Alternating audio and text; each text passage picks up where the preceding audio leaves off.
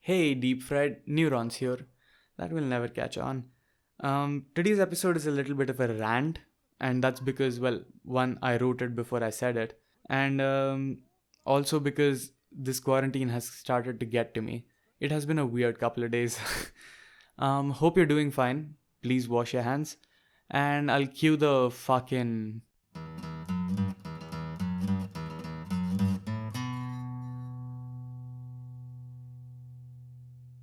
One thing that you guys don't know about me is that I own a yellow crowbar.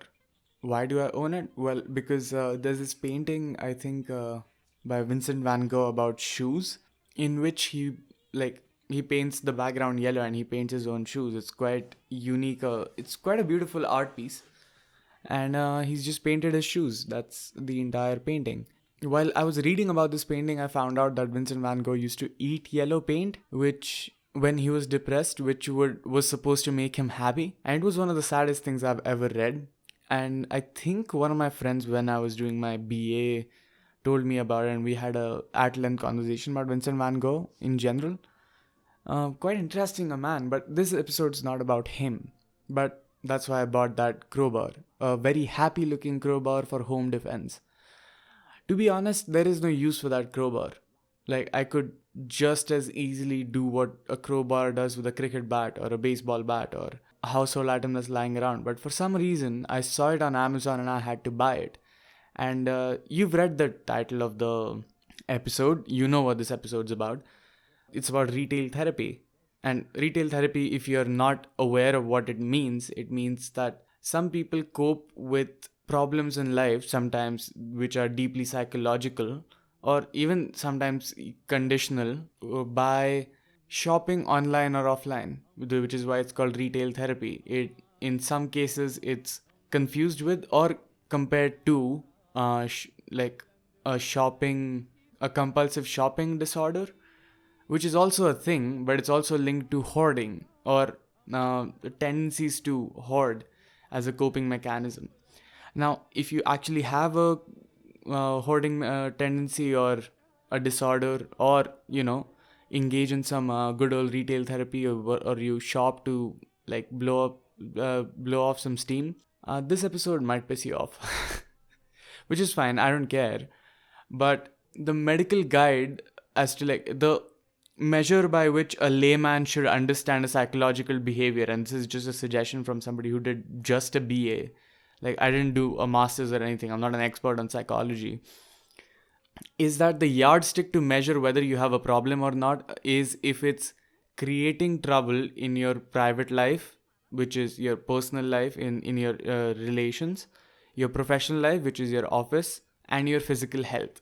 If any three of these are actually getting affected by your shopping, then you got a problem. And if something is breaking because of it, not just bending or creating fiction, then definitely you have a problem, and there's nothing wrong with getting help for that. So now that we move past that, I don't actually want to delve into retail therapy. I want to delve into how did we get here, and we'll get to more and more fundamental questions as we go through the podcast. Anyway, the reason I own the yellow crowbar is not only because I wanted it because of that Vincent van Gogh story that I told you about, which is kind of nice to have home defense that reminds you of a depressed man who eventually killed himself, but also because what it represents. I don't need a crowbar. I saw a crowbar and I made up a justification at the time to buy the crowbar, and from ordering that crowbar to that crowbar being delivered to my house was an actual achievement for me, even though all I did was spend money I didn't own while I was in college. Well, I mean, some of it was my money. Anyway, the point I'm trying to make is that this is a habit that we possess, that buying something has become an achievement. Now, this is a crowbar. The sense of achievement here is fake, but think about the new iPhone. One of the first things that people tend to do is buy a very expensive iPhone because they've earned their first bit of earned money, and it's a sense of achievement. And of course, there is that entire dimension of flaunting your achievement and creating this upper social class, or exuberating uh, a place of influence in society by your possessions, which also comes in that.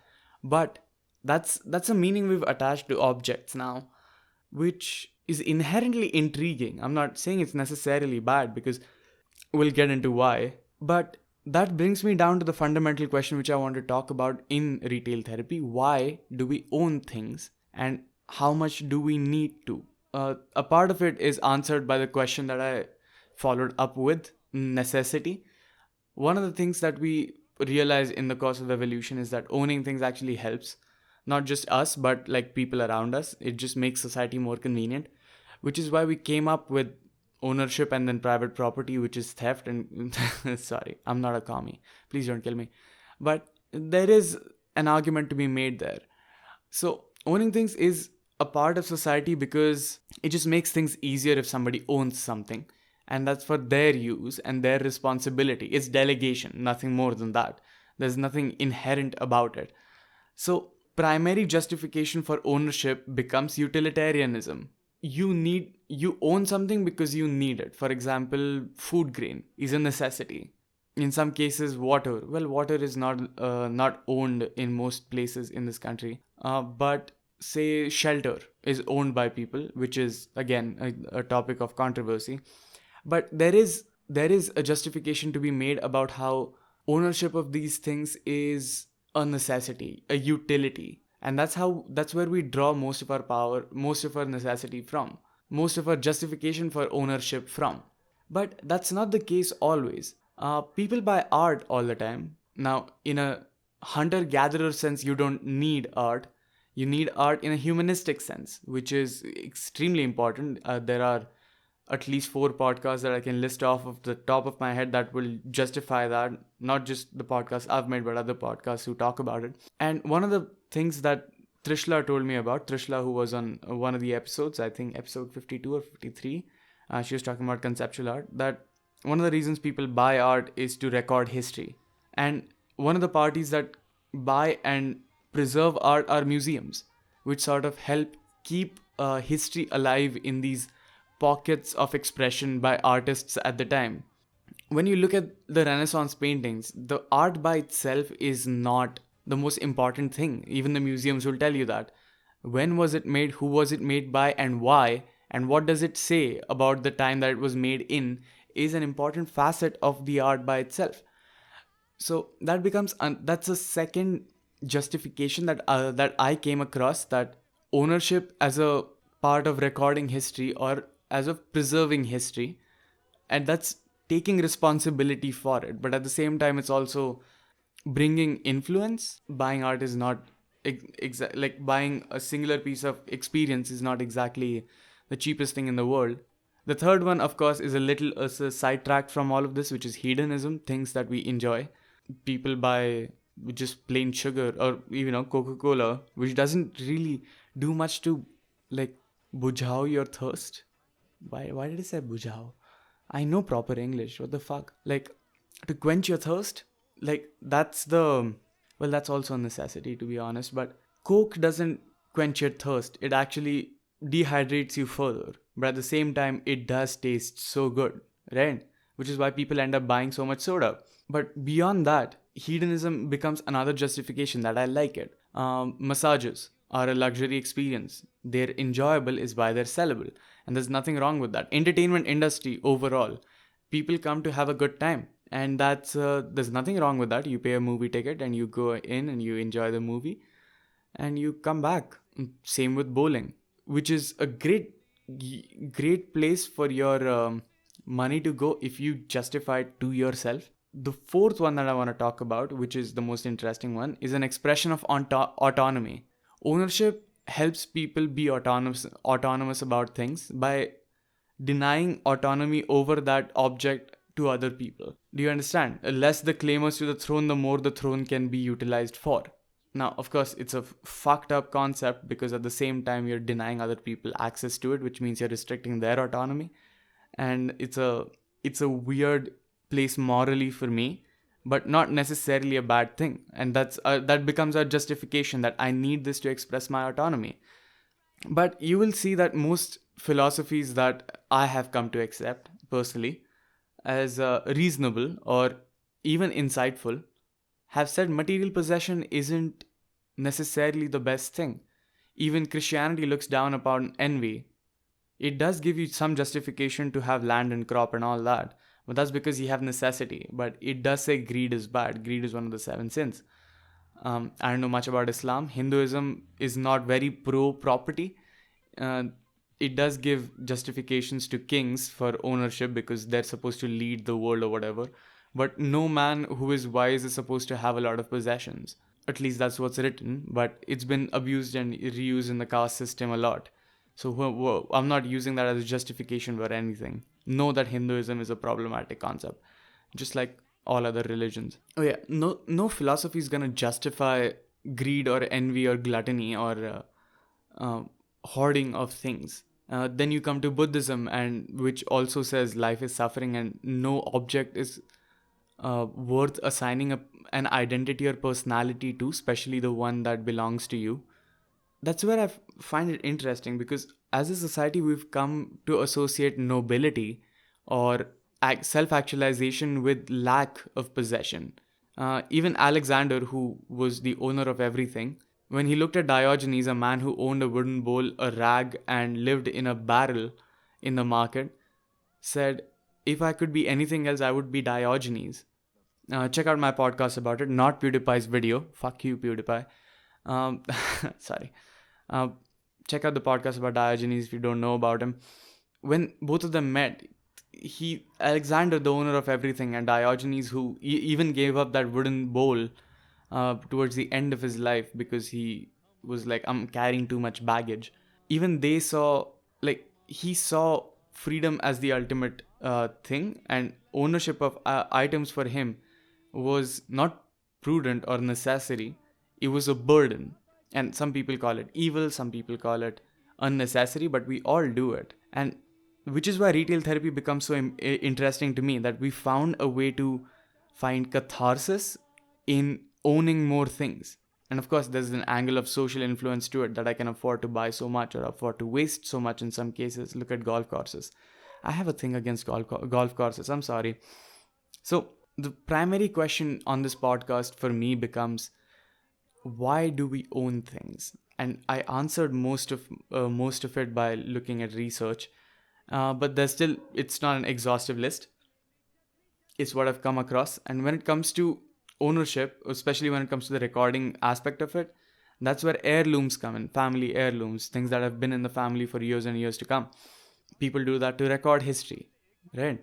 But even though you will not see that ownership as a justification doesn't have much besides utility until, a certain point in civilization when tools were brought. Now, I was told by my friend, and I think he listens to my podcast most of the times. Hi Shivam, if you're listening, that give up the device that encroaches you, and you will be free. And he was talking about my laptop. Of course, he was joking, but that got me thinking: is my laptop enslaving me? My sense of identity is definitely defined by it. I'm connected to all of you through my laptop. I game on it. I edit on it.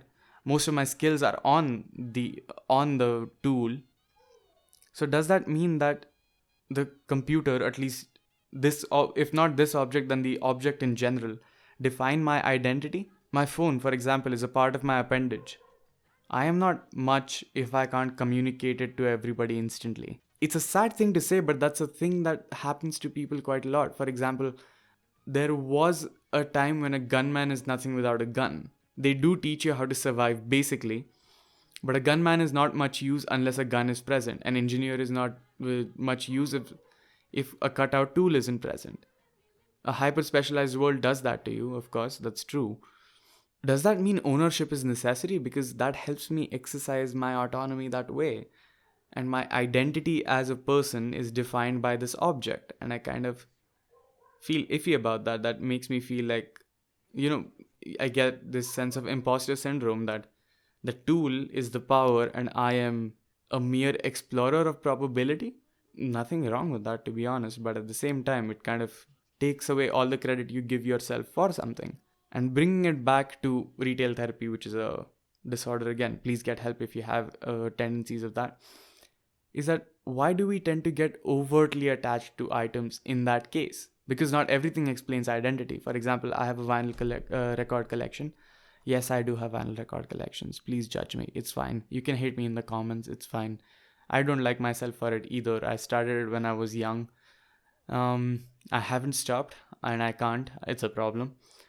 So the reason I bought it is because I needed a sense of uniqueness, and I see the problem with that now, but that's not a problem that everybody sees. But at the same time, whenever I have good news in my life or bad news in my life, I go online and I look at stuff and I buy it.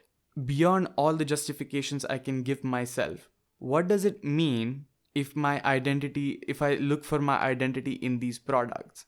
Does that mean I've succumbed to the system that's in place? I think I've asked more questions this podcast than answered, but that's not necessarily a bad thing. Wow. Fuck it. I'm gonna record with the horn in the background. I'm pretty sure a dog banged against it because the dogs have been playing around in the street for a while. Or somebody's trying to jack a car. I should probably check that out.